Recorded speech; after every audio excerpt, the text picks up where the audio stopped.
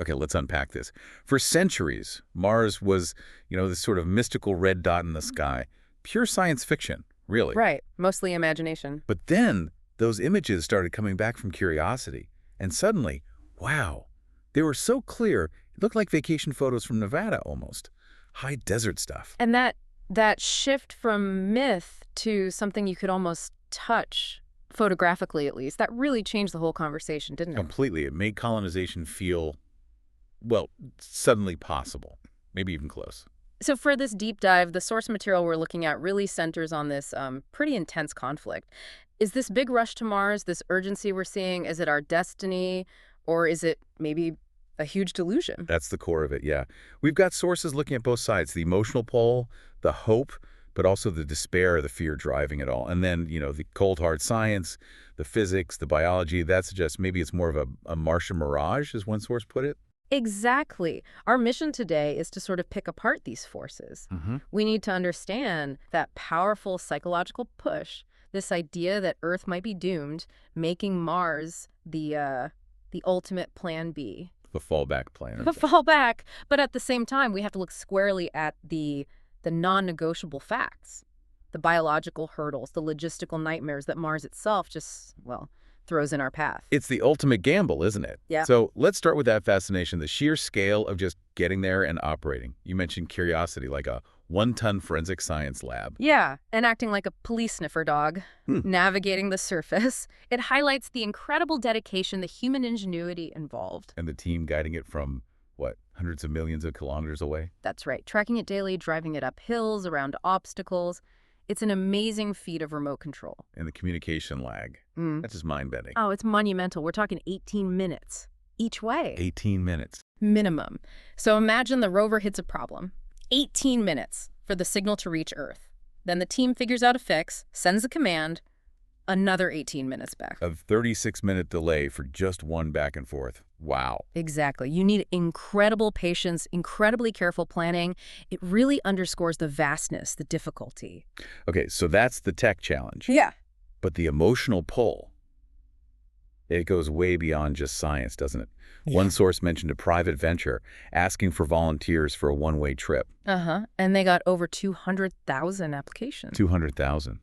That's not just curiosity. That sounds like a really deep, almost cult-like yearning for something new. And that's where we see these two powerful currents, hope and despair. The hope side is, the astropreneurs, billionaires like Musk, Bezos, building these enormous rockets. Right. They see it as the future, a multi-planetary future for humanity. Insurance. Exactly. But then there's the darker side, the despair. That's what seems to be driving the urgency, the feeling that Earth is, well, fundamentally doomed. People citing nuclear war, climate change, overpopulation. Asteroid impacts, supervolcanoes, you name it. The argument is basically, we have to get off this rock. Mars is the only lifeboat. And it's not just fringe thinking, is it?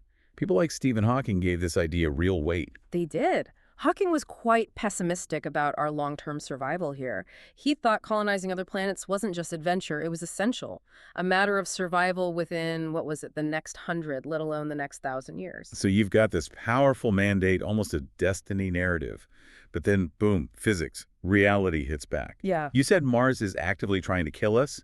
Let's get into those uncomfortable truths. Yeah, we have to switch gears from the dream to the harsh facts. And number one is radiation, cosmic radiation. Because Mars doesn't have the protection Earth does. Exactly. No strong global magnetic field, very thin atmosphere. So settlers are just bathed in this constant, dangerous radiation from space and the sun. Our sources call it inescapable. And how bad is it? You mentioned sieverts as a measure. Yes. The data suggests astronauts get at least 0.66 sieverts just during the round trip, before they even set foot on the planet. And 0.66. What does that mean in real terms? It significantly bumps up your lifetime risk of fatal cancers. And that's just the trip, living there. You're accumulating that dose year after year. We're talking unavoidable DNA damage, cell death, chronic health problems. So those amazing panoramic views we see from the rovers, they're basically deadly landscapes. Pretty much. Which means the only real option for survival is hiding. Permanent shielding, living underground, basically. Right. Or behind thick water shields, or under several meters of Martian dirt. So no feeling the alien sun on your skin. No. The whole vision of building a new world under a red sun kind of collapses into living in a pressurized bunker permanently, never feeling direct sunlight. The huge psychological barrier, isn't it? Yeah. Something the big proponents tend to gloss over. Living in a cave, essentially. It's a massive contradiction to the frontier dream. And it's not just the radiation from above. The ground itself is hostile. The dust. We know from the moon missions that lunar dust is nasty stuff. Tiny, sharp silica shards, like microscopic glass. It gets everywhere, tears up seals, and if you breathe it in, bronchitis, maybe even cancer. Silicosis, basically. And Mars X has its own problems. It does. It's full of perchlorates. Perchlorates. Yeah, toxic chemicals, they mess with your thyroid, cause other health issues if they get inside you. So imagine the very ground, the fine dust coating everything. It's toxic. So decontamination isn't just when you come inside. It's constant, a constant battle. Perpetual. Resource intensive, energy intensive. Just keeping the inside of your habitat safe from the outside dust becomes this enormous ongoing task. Any tiny breach is a potential disaster. Okay, so radiation, toxic dust. Yeah. What else? Gravity. Mars gravity is much lower, right? Only about 38% of Earth's. And we already know microgravity 0G is bad for astronauts even on shorter missions. Right, the bone loss, muscle waste. Eyesight changes, even changes to brain structure. Those are the known risks from 0G or short-term low G. But the really big question, the critical unknown for 38 per G, is reproduction. Can humans even reproduce successfully? Develop normally? Exactly. Can a human embryo gestate properly? Can a child grow up with normal bone density, muscle strength, cardiovascular health, neurological development without Earth's full gravity? We simply don't know. It might be biologically impossible. Which leads to some pretty dark proposals. You mentioned something about simulating gravity. Yeah, one source detailed this frankly dystopian idea, strapping pregnant women to rotating gurneys for 9 months. Rotating gurneys? Seriously? To try and simulate Earth's gravitational pull on the developing fetus, the fact that this is even seriously discussed just highlights the sheer desperation, the massive biological uncertainty we're facing. It really pulls back the curtain, doesn't it? This isn't just building houses. It's potentially altering fundamental human biology in ways we can't predict. Or finding it just doesn't work at all. Okay, so biologically challenging. Let's talk logistics. Self-sufficiency. Is that even realistic? Yeah. You need a certain number of people, right? A minimum viable population. Yes, an MVP. And the estimates for that are all over the place. Some say maybe as few as 110 people just to keep basic systems running and maintain genetic diversity over the short term. Okay, 110 sounds more like a research outpost, though. It does. Others argue you need much more for a truly resilient, self-sustaining colony, maybe up to 10,000 people. It depends hugely on your assumptions about technology and social structure. But even at the low end, the infrastructure needed. Food, water recycling, waste processing. Right. It must be immense. Astronomical, Yeah. especially food. There was one study that really dug into what it would take to feed a large colony, say 1 million people, the kind of scale needed for real long-term independence. 1 million people. Conclusion. It would take at least 100 years to reach food self-sufficiency on Mars. A century. 100 years and depending on Earth for food. At minimum. And getting there would require building something like 9,000 miles of underground crop tunnels. 9,000 miles. And crucially, during that century-long buildup, it would require around 54,000 separate cargo shipments from Earth, just to keep people alive until they could feed themselves. 54,000 rockets. The scale is just staggering. That completely demolishes the idea of Mars being some quick escape hatch. It becomes a multi-generational, incredibly expensive umbilical cord back to Earth, not independence. Which brings us to the money, the economics. Is there any scenario where Mars pays for itself? Resources, mining.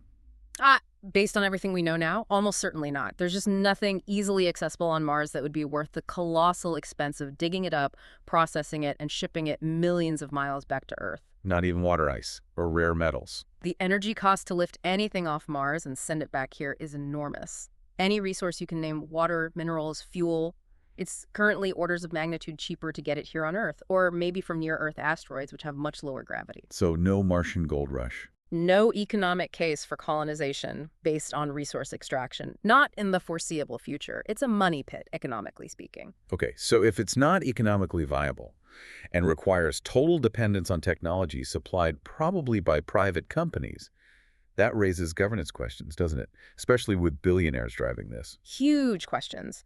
What happens when your settlement is essentially a company town? where, as one source warned, the very air you breathe is privatized. Your life support is owned by a corporation. Exactly. Your oxygen, your water, your habitat, maybe even your legal rights are subject to corporate policy, not democratic governance. In such an isolated, fragile environment, the potential for exploitation is immense. What happens if you can't afford your oxygen subscription? That's terrifying. Which brings us back to the moral debate. People like Lucian Walkovich, the astronomer. Her argument is that this whole Mars dream is a dangerous distraction. Right, the delusion, she calls Huh. it, because it diverts attention and resources from the real crisis right here, right now on Earth, climate change. Her point being, even a climate-ravaged Earth is still paradise compared to Mars. Vastly more hospitable. Even a post-nuclear war Earth, horrible as that sounds, would likely be easier to survive on than Mars is today. We have breathable air, liquid water, protection from radiation, gravity we're adapted to. Things Mars completely lacks. Exactly. So the argument goes, shouldn't the trillions of dollars and immense brain power needed to build those 9,000 miles of tunnels and launch 54,000 rockets be spent, here, fixing this planet? Preserving the one place perfectly suited for us. It forces a really hard look at motivations. Is Mars about genuine exploration, or is it about giving up on Earth? An incredibly expensive way for a few people to wash their hands of our problems here. So the ultimate question remains, destiny or delusion? Grand human endeavor or a massive, costly vanity project fueled by despair? We've seen both sides. The genuine wonder, the drive of the astropreneurs, the understandable fear of existential threats here, but then the brutal reality check. The radiation, the dust, the gravity, the sheer impossibility of easy self-sufficiency. So for you listening, someone who's maybe fascinated by space but also worried about Earth, where does this leave us? Well, I think we have to be careful to separate the technology from the philosophical escape clause.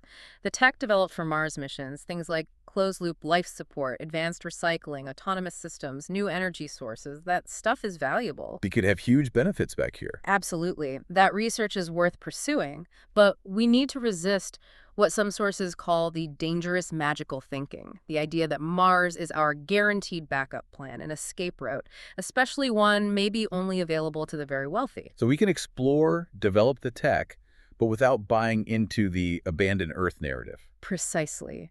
We need to ethically justify pushing outwards without letting that dream become an excuse for neglecting our responsibilities right here. The stars are alluring, no doubt. But home needs us first. Home definitely demands our attention first. So here's something to think about. How do we embrace that incredible spirit of exploration? Capture those useful technologies that come from aiming for Mars, but do it without falling for the idea that allows us to turn away from the urgent needs of our own planet. How do we reach for the stars while keeping our feet firmly planted, tending to the world that sustains us right now?